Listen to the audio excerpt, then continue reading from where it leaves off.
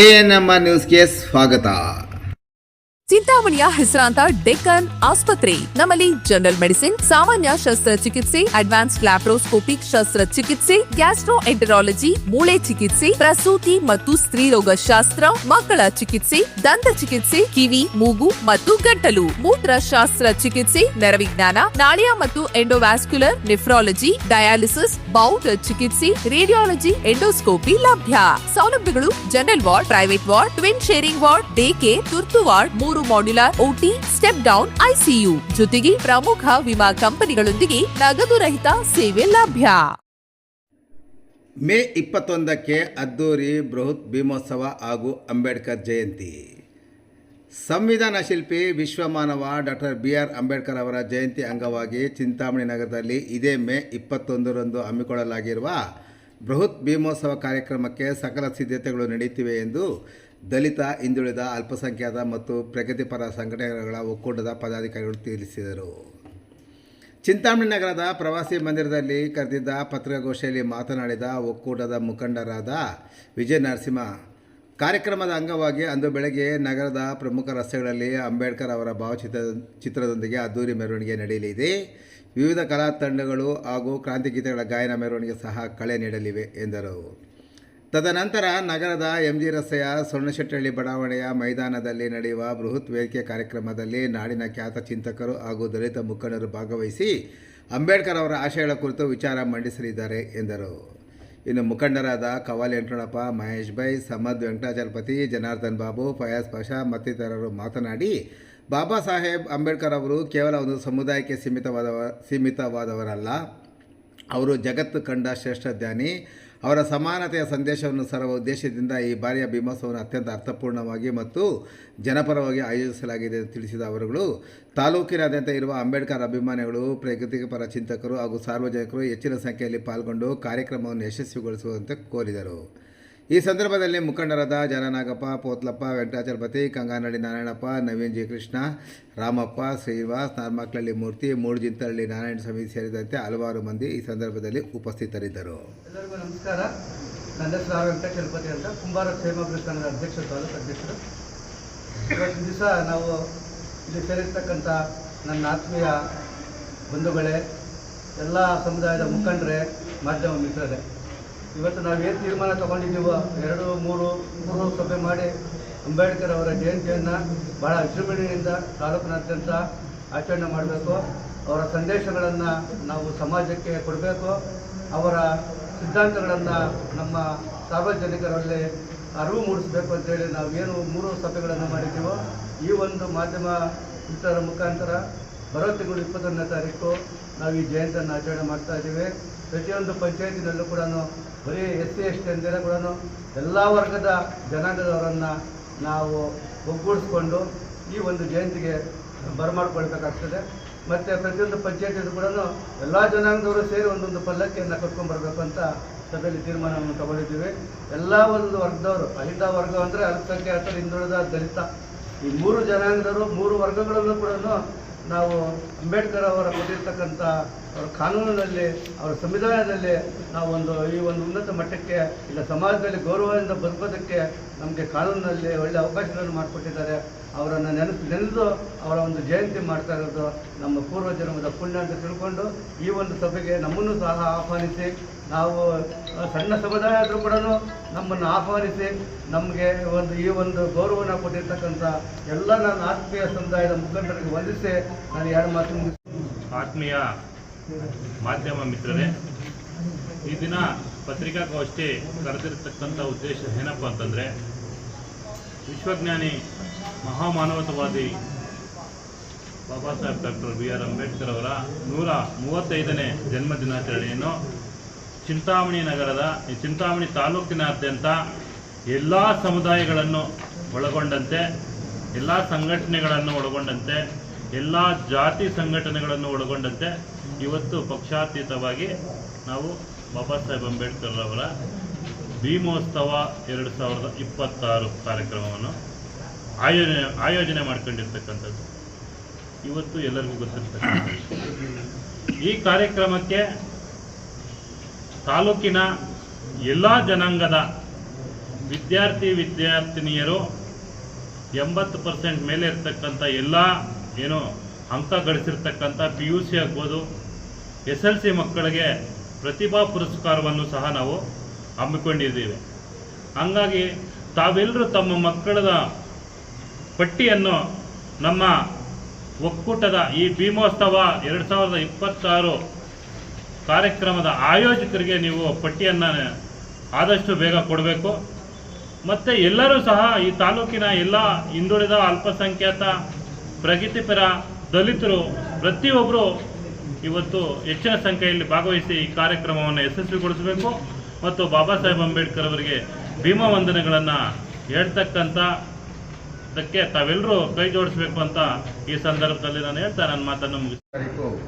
ನಮ್ಮ ಚಿಂತಾಮಣಿಯಲ್ಲಿ ಅದ್ಧೂರಿಯಾಗಿರ್ತಕ್ಕಂತಹ ಒಂದು ಭೀಮೋತ್ಸವವನ್ನು ಆಚರಣೆ ಮಾಡಲಿಕ್ಕೆ ನಮ್ಮ ದಲಿತ ಸಂಘಟನೆಯ ಎಲ್ಲ ಒಕ್ಕೂಟದ ಪದಾಧಿಕಾರಿಗಳು ನಿರ್ಧಾರ ಮಾಡಿದ್ದಾರೆ. ಆ ಮುಖೇನ ಈಗಾಗಲೇ ಅದರ ಒಂದು ಸಂಪೂರ್ಣವಾಗಿರ್ತಕ್ಕಂಥ ಕಾರ್ಯಕ್ರಮದ ಒಂದು ರೂಪರೇಷೆಗಳನ್ನು ತಿಳಿಸಿದ್ದಾರೆ. ಈ ಒಂದು ಕಾರ್ಯಕ್ರಮಕ್ಕೆ ತಾಲೂಕಿನ ಎಲ್ಲ ದಲಿತ ಅಲ್ಪಸಂಖ್ಯಾತ ಮತ್ತು ಹಿಂದುಳಿದ ಎಲ್ಲ ನನ್ನ ಅಂಬೇಡ್ಕರ್ನ ಅಭಿಮಾನಿಗಳೇನಿದ್ದಾರೆ ಅವರೆಲ್ಲರೂ ಕೂಡ ಭಾಗವಹಿಸಬೇಕಾಗತ್ತೆ. ಭಾಗವಹಿಸೋದ್ರ ಜೊತೆಗೆ ನಾವು ವಿಶೇಷವಾಗಿ ಈ ಒಂದು ಭೀಮೋತ್ಸವದಲ್ಲಿ ಅಂಬೇಡ್ಕರ್ ಅವರ ಒಂದು ಆಶೆ ಏನಿದೆ, ಏನು ವಿದ್ಯೆಯನ್ನು ದಾರೆ ಮಾಡಬೇಕು, ಆ ದಾರಿಯ ಮೂಲಕ ಸಮಾಜದ ಏಳಿಗೆಯನ್ನು ನಾನು ನೋಡಬೇಕು ಅನ್ನುವಂತಹ ಒಂದು ಏನು ಕನಸನ್ನು ಕಟ್ಕೊಂಡಿದ್ರು, ಆ ಕನಸನ್ನು ನಾವು ಭೀಮ ಮಕ್ಕಳಾಗಿರ್ತಕ್ಕಂಥ ನಾವೆಲ್ಲರೂ ಕೂಡ ನನಸು ಮಾಡಲಿಕ್ಕೆ ನಾವು ಇವತ್ತು ಸಂದರ್ಭದಲ್ಲಿ ಒಂದು ಪಣವನ್ನು ಕೊಟ್ಟಿದ್ದೀವಿ. ಆ ನಿಟ್ಟಿನಲ್ಲಿ ಏನು 2025 ಮತ್ತು 26ನೇ ಶೈಕ್ಷಣಿಕ ಸಾಲಿನಲ್ಲಿ ಅತಿ ಹೆಚ್ಚು PUC ಮತ್ತು SSLC ವಿದ್ಯಾರ್ಥಿಗಳು ಹೆಚ್ಚಿನ ಅಂಕವನ್ನು ಪಡೆದಿದ್ದಾರೆ. ಒಂದು 75% ಮೇಲೆ ಇರ್ತಕ್ಕಂತಹ ಎಲ್ಲ ವಿದ್ಯಾರ್ಥಿಗಳಿಗೂ ಕೂಡ ಭೀಮೋತ್ಸವದಲ್ಲಿ ನಾವು ಅವರನ್ನು ಸನ್ಮಾನಿಸುವ ಮತ್ತು ಒಂದು ಕಿರುಕಾಣಿಕೆಯನ್ನು ಕೊಡ್ತಕ್ಕಂಥ ಒಂದು ಕಾರ್ಯಕ್ರಮವನ್ನು ಆಯೋಜನೆ ಮಾಡಿದ್ದೀವಿ. ಈ ಒಂದು ಕಾರ್ಯಕ್ರಮಕ್ಕೆ ಯಾರ್ಯಾರು ನಾವು ಪ್ರಚಾರ ಸಮಿತಿ ಹಳ್ಳಿಗಳಿಗೆ ಹೋಗ್ತೀವಿ ಆ ಸಂದರ್ಭದಲ್ಲಿ ನಮಗೆ ಆ ವಿಚಾರವನ್ನು ತಿಳಿಸುವುದರ ಜೊತೆಗೆ ಇನ್ನೂ ಹೆಚ್ಚಿನ ಮಾಹಿತಿಗಾಗಿ ಮೂರ್ತಿ ಕಾರ್ಗಿಲ್ ಇವರ ಮೊಬೈಲ್ನ ಸಂಖ್ಯೆ 9483834013. ಇದರ ಜೊತೆಗೆ ಸಂತೋಷ್ ಅವರು ವಿನೋಬಾ ಕಾಲೋನಿಯಿಂದ 8660728134 ಈ ಸಂಖ್ಯೆಗಳಿಗೆ, ಈ ಮೊಬೈಲ್ ಸಂಖ್ಯೆಗೆ ನೀವು ಹೆಸರನ್ನ ನೋಂದಾಯಿಸ್ಕೊಳ್ಳೋದ್ರ ಜೊತೆಗೆ ನೀವು ಕಾರ್ಯಕ್ರಮಕ್ಕೆ ತಮ್ಮ ಮಕ್ಕಳನ್ನು ಕುಟುಂಬ ಸಮೇತ ಬಂದು ಆ ಒಂದು ಅದ್ದೂರಿಯ ಒಂದು ಕಾರ್ಯಕ್ರಮದಲ್ಲಿ ತಾವೆಲ್ಲರೂ ಕೂಡ ಭಾಗವಹಿಸಿ ಅಂಬೇಡ್ಕರ್ ಜಯಂತಿಯನ್ನು ಯಶಸ್ವಿ ಮಾಡಬೇಕಂತ ಈ ಮೂಲಕ ತಮ್ಮಲ್ಲಿ ವಿನಂತಿಯನ್ನು ಮಾಡಿಕೊಳ್ತಾ ಇದ್ದೀನಿ. ದೇಶಕ್ಕೆ ಮಾದರಿಯಾದಂಥ ಹಾಗೂ ಪ್ರತಿಯೊಂದು ಜೀವಿಗೂ ಅನ್ವಯವಾಗುವ ರೀತಿಯಲ್ಲಿ ಸಂವಿಧಾನವನ್ನು ಕೊಟ್ಟು ನಾವೆಲ್ಲರೂ ಬದುಕು ಬಾಳಲು ನಮಗೆ ದಾರಿದೀಪ ಮಾಡಿಕೊಟ್ಟಂಥ ಡಾಕ್ಟರ್ ಭೀಮರಾವ್ ಅಂಬೇಡ್ಕರ್ ಅವರ ಜನ್ಮದಿನಾಚರಣೆಯನ್ನು ನಮ್ಮೆಲ್ಲ ಒಕ್ಕೂಟ ಹಾಗೂ ಎಲ್ಲ ಸಂಘ ಸಂಸ್ಥೆಗಳು ಸೇರಿ ಒಂದು ವಿಜೃಂಭಣೆಯಿಂದ ಮಾಡ್ತಾಯಿದ್ವಿ. ಆದ್ದರಿಂದ ಬಂಧುಗಳೇ, ಎಲ್ಲ ನನ್ನ ಶ್ರದ್ಧೆಯ ತಾಯಂದಿರು ಹಾಗೂ ಅಣ್ಣ ತಮ್ಮಂದಿರು ಎಲ್ಲರೂ ಕೂಡ ಈ ಕಾರ್ಯಕ್ರಮಕ್ಕೆ ಬಂದು ತಮ್ಮೆಲ್ಲರೂ ಕೂಡ ಈ ಕಾರ್ಯಕ್ರಮದಲ್ಲಿ ಭಾಗವಹಿಸಿ ಈ ಕಾರ್ಯಕ್ರಮವನ್ನು ಯಶಸ್ವಿಗೊಳಿಸ್ಕೋಬೇಕಾಗಿ ತಮ್ಮಲ್ಲಿ ಪ್ರಾರ್ಥನೆ ಮಾಡ್ತಾ ಇದ್ದೀನಿ. अस्सलाम वालेकुम। मैं आज के दिन क्या बोलना चाह रहा हूँ बोले तो हमारे बाबा साहेब अम्बेडकर उन्होंने जो संविधान लिखे वो संविधान के वजह से आज हम इधर हैं। अगर वो संविधान में हमारा हक नहीं लिखते तो हम मुसलमानों को और SC/ST भाइयों को किसी भी वो इधर रहने में बहुत सारी तकलीफ देते। और हमारे बाबा साहेब अम्बेडकर का 135वां सालगिरह मनाया जा रहा है 20 को 1 तारीख 5वें महीने में। तो मैं सारे मुसलमानों को मैं इस प्रेस मीट के थ्रू बोल रहा हूँ, ज़्यादा से ज़्यादा इसमें शामिल हो और इस प्रोग्राम को सक्सेस करें। ಪತ್ರಿಕಾ ವರದಿಗಾರ ಮಿತ್ರರೇ ಹಾಗೂ ದಲಿತ ಸಂಘಟನೆಗಳ ಒಕ್ಕೂಟದ ಎಲ್ಲ ಪದಾಧಿಕಾರಿಗಳೇ ಹಾಗೂ ಸಹೋದರರೇ, ಏನಿವತ್ತು ಈ ಪತ್ರಿಕಾಗೋಷ್ಠಿಯ ಮುಖ್ಯ ಉದ್ದೇಶ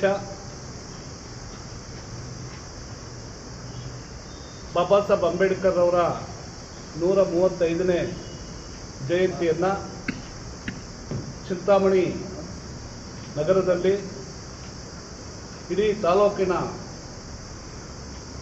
ತಾಲೂಕಿನಲ್ಲೇ ಒಂದು ಹಬ್ಬದ ವಾತಾವರಣ ಮಾಡಬೇಕಂತ ಇಲ್ಲಿ ಸೇರಿರ್ತಕ್ಕಂಥ ನಾವು ಒಕ್ಕೂಟದ ಎಲ್ಲ ಪದಾಧಿಕಾರಿಗಳು ಒಂದು ಸಂಕಲ್ಪ ಮಾಡಿದ್ವಿ.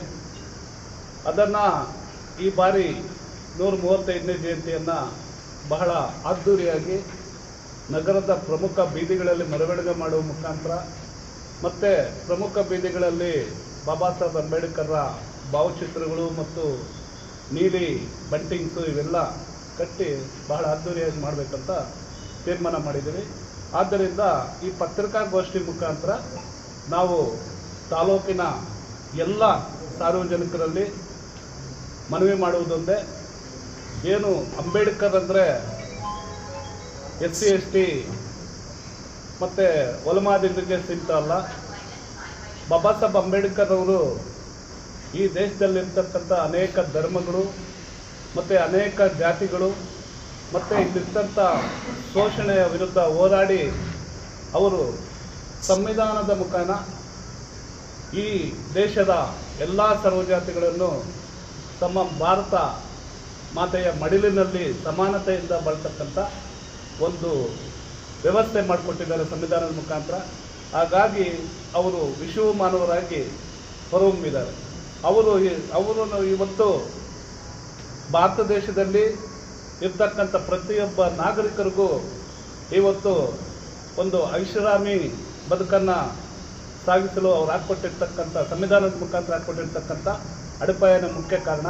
ಹಾಗಾಗಿ ಈ ಸಾರ್ವಜನಿಕರ ಏನು SC ST ಮತ್ತು OBC ಧಾರ್ಮಿಕ ಅಲ್ಪಸಂಖ್ಯಾತರು ಈ ಥರ ಅಂದಿರ ಎಲ್ಲರೂ ಸಾರ್ವಜನಿಕವಾಗಿ ಈ ಕಾರ್ಯಕ್ರಮಕ್ಕೆ ಭಾಗವಹಿಸಿ ಈ ಕಾರ್ಯಕ್ರಮದಲ್ಲಿ ಪಾಲ್ಗೊಂಡು ಅವರ ಒಂದು ಈ ಅದ್ದೂರಿ ಕಾರ್ಯಕ್ರಮವನ್ನು ಯಶಸ್ವಿ ಮಾಡಬೇಕಂತ ಚಿಂತಾಮಣಿ ತಾಲೂಕಿನ ಸಾರ್ವಜನಿಕರಲ್ಲಿ ವಿನಂತಿ ಮಾಡ್ತೀವಿ.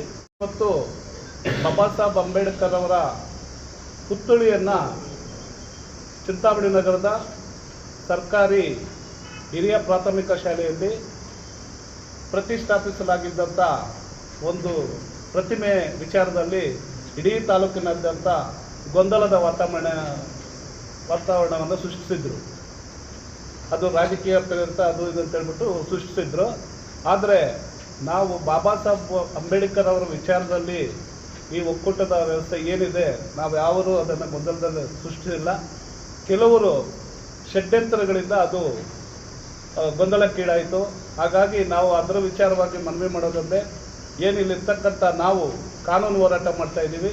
ಕಾನೂನು ಹೋರಾಟದ ಮುಖಾಂತರ ನಮಗೆ ನ್ಯಾಯಾಲಯದ ಆದೇಶ ಮತ್ತು ಸರ್ಕಾರದ ಆದೇಶ ಬಂದ ನಂತರ ನಾವು ರಾಜಾರೋಷವಾಗಿ ಸರ್ಕಾರದ ಜಿಲ್ಲಾಡಳಿತ ಆಗ್ಬೋದು, ತಾಲೂಕು ಆಡಳಿತ ಆಗ್ಬೋದು ಅಥವಾ ಸರ್ಕಾರದಿಂದ ನಾವು ರಾಜಾರೋಷವಾಗಿ ಅದೇ ಸ್ಥಳದಲ್ಲಿ ಪುತ್ಥಳಿಯನ್ನು ಮರುಸ್ಥಾಪನೆ ಮಾಡ್ತೀವಿ ಹೊರತು ರಾತ್ರೋರಾತ್ರಿ ಆಗಲಿ ಅಥವಾ ಬೇರೆ ಅದನ್ನು ಗೊಂದಲ ಈಡು ಮಾಡ್ತಕ್ಕಂಥ ಕೆಲಸ ನಾವು ಮಾಡಲ್ಲ. ಇದನ್ನು ದಯವಿಟ್ಟು ಸಾರ್ವಜನಿಕರು ಅರ್ಥ ಮಾಡ್ಕೋಬೇಕು. ವಿಶೇಷವಾಗಿ ಪೊಲೀಸ್ ಇಲಾಖೆಗೆ ಒಂದು ಮನವಿ ಮಾಡ್ತೀನಿ. ಸುಮ್ಮನೆ ನಾವು ಇವಾಗ ಅಂಬೇಡ್ಕರ್ ಜಯಂತಿ ಅದ್ದೂರಿ ಮಾಡಬೇಕಾದ್ರೆ ನಾವು ಒಂದು ಪುತ್ಥಳಿನ ತರಿಸಿದ್ದೀವಿ ಮೆರವಣಿಗೆಗಾಗಿ. ಅದನ್ನು ಮತ್ತೆ ಅಲ್ಲಿ ಇನ್ಸ್ಟಾಲ್ ಮಾಡ್ತಾರೆ ಅಂತ ಪೊಲೀಸರಿಗೆ ಸುಳ್ಳು ಮಾಹಿತಿ ಕೊಟ್ಟು ಪೊಲೀಸರು ಅದನ್ನು ಹುಡುಕ್ತಕ್ಕಂಥ ಕೆಲಸ ಮಾಡ್ತಾಯಿದ್ದಾರೆ. ದಯವಿಟ್ಟು ಅದನ್ನು ಕೈಬಿಡಬೇಕು. ನಾವು ಯಾವತ್ತೂ ಸಹ ರಾತ್ರೋರಾತ್ರಿ ಆಗಲಿ ಅಥವಾ ಕಾನೂನು ಬಾಹಿರವಾಗಿ ಒಬ್ಬ ರಾಷ್ಟ್ರ ನಾಯಕನಿಗೆ ಅವಮಾನ ಮಾಡೋ ರೀತಿಯಲ್ಲಿ ನಾವು ಯಾವತ್ತೂ ಅದನ್ನು ಪ್ರತಿಷ್ಠಾಪನೆ ಮಾಡಲ್ಲ. ನಾವೇನಿದ್ರೂ ಕಾನೂನುಬದ್ಧವಾಗಿ ಹಗಲಲ್ಲೇ ರಾಜಾರೋಷವಾಗಿ ಜಿಲ್ಲಾಡಳಿತದ ಸಮ್ಮುಖದಲ್ಲೇ ನಾವು ಪ್ರತಿಷ್ಠಾಪನೆ ಮಾಡ್ತೀವಿ. ಅದರಿಂದ ಪೊಲೀಸವರು ಅದರ ಬಗ್ಗೆ ಹೆಚ್ಚಿನ ಗಮನ ಹರಿಸಬೇಕು. ಅದಕ್ಕೆ ಗೊಂದಲಕ್ಕೀಡಾಗಿ ಸುಮ್ಮನೆ ನಮ್ಮ ಸಾರ್ವಜನಿಕ ವಲಯದಲ್ಲಿ ಏನೋ ಗೊಂದಲ ಸೃಷ್ಟಿ ಮಾಡಬಾರ್ದಂತ ಪೊಲೀಸರಲ್ಲೂ ಸಹ ಮನವಿ ಮಾಡ್ತೀನಿ. ಮಾಡದಂಗೆ ಮುಂದಿನ ತಿಂಗಳು ಅಂದರೆ ಮೇ 21ನೇ ತಾರೀಕು ಗುರುವಾರದಂದು ಈ ಕಾರ್ಯಕ್ರಮನ ಹಮ್ಮಿಕೊಂಡಿದ್ದೀವಿ. ಅದಕ್ಕೆ ಇವತ್ತು ಈ ಪತ್ರಿಕಾಗೋಷ್ಠಿ ಮುಖಾಂತರ ಈ ಕಾರ್ಯಕ್ರಮಕ್ಕೆ ಚಾಲನೆ ಕೊಡ್ತಾ ಇದ್ದೀವಿ. ಇದರಲ್ಲಿ ನಾವು ಏನು ಸ್ವಾಗತ ಸಮಿತಿ ಇರ್ಬೋದು ಅಥವಾ ಪ್ರಚಾರ ಸಮಿತಿ ಇರ್ಬೋದು, ಹಣಕಾಸಿನ ಸಂಸ್ಥೆ ಇರ್ಬೋದು ಅಥವಾ ವರ್ಕಿಂಗ್ ಕಮಿಟಿ ಅಂತ ಏನು ಮಾಡಿದ್ವಿ ಕಾರ್ಯನಿರ್ವಾಹಕ ಕಮಿಟಿ, ಈ 4 ಸಮಿತಿಗಳು ಇವತ್ತಿಂದ ಕಾರ್ಯಕ್ರಮಕ್ಕೆ ಚಾಲನೆ ಮಾಡಿ ಪ್ರತಿ ಹಳ್ಳಿಯಲ್ಲೂ ಹೋಗಿ ಆ ಸಮುದಾಯಗಳಿಗೆ ವಿಚಾರವನ್ನು ಮುಟ್ಟಿಸ್ತಕ್ಕಂಥ ಕೆಲಸ ಮಾಡ್ತಾರೆ ಈ ಪಾಂಪ್ಲೆಟನ್ನು ಕೊಟ್ಟು. ಆದ್ದರಿಂದ ಹೆಚ್ಚಿನ ಸಂಖ್ಯೆಯಲ್ಲಿ ಜನ ಭಾಗವಹಿಸಬೇಕಂತ ನಾವು ಕೇಳ್ತಾ ಇದ್ದೀವಿ. ಹಾಗಾಗಿ ಏನು ಇವತ್ತು ನಾವು ಬಿಡುಗಡೆ ಮಾಡ್ತಾ ಇರ್ತಕ್ಕಂಥ ಮೇ 21ನೇ ತಾರೀಕು ನಡೀತಕ್ಕಂಥ ಭೀಮೋತ್ಸವ 26ರ ಕರಪತ್ರ ಏನಿದೆ, ಈ ಕರಪತ್ರ ಎತ್ಕೊಂಡು 4 ಸಮಿತಿಗಳು ಇವತ್ತೇ ಕಾರ್ಯ ಪ್ರವೃತ್ತರಾಗ್ತಾರೆ. ಇದಾದ ಮೇಲೆ ನಾವು ಮೇ 21ನೇ ತಾರೀಕು ಸುಮಾರು ಒಂದು 5,000 ಜನ ಸೇರಿ ಮತ್ತು ಪ್ರತಿ ಪಂಚಾಯಿತಿಯಿಂದ ಒಂದೊಂದು ಪಲ್ಲಕ್ಕಿನ ಮತ್ತು ಡೊಳ್ಳು ಕುಣಿತ ಇರ್ಬೋದು, ಏನು ವಾದ್ಯಗೋಷ್ಠಿಗಳಿರ್ತಕ್ಕಂಥ ಏನು ಕಲಾಮಂಡಳಿ ಇದೆ, ಇವನ್ನೆಲ್ಲ ಬಹಳ ಅದ್ದೂರಿಯಿಂದ ಮಾಡಬೇಕಂತ ನಾವು ಚಿಂತನೆ ಮಾಡಿದ್ದೀವಿ. ಹಾಗಾಗಿ ಪತ್ರಿಕಾ ಮಾಧ್ಯಮದವರು, ಸಾರ್ವಜನಿಕರು ಎಲ್ಲರೂ ಈ ಕಾರ್ಯಕ್ರಮಕ್ಕೆ ಸಹಕರಿಸಬೇಕಂತ ಪತ್ರಿಕಾಗೋಷ್ಠಿ ಮುಖಾಂತರ ಮನವಿ ಮಾಡ್ತಾ ನನ್ನ ಮಾತನ್ನು ಮುಗಿಸ್ತೀನಿ.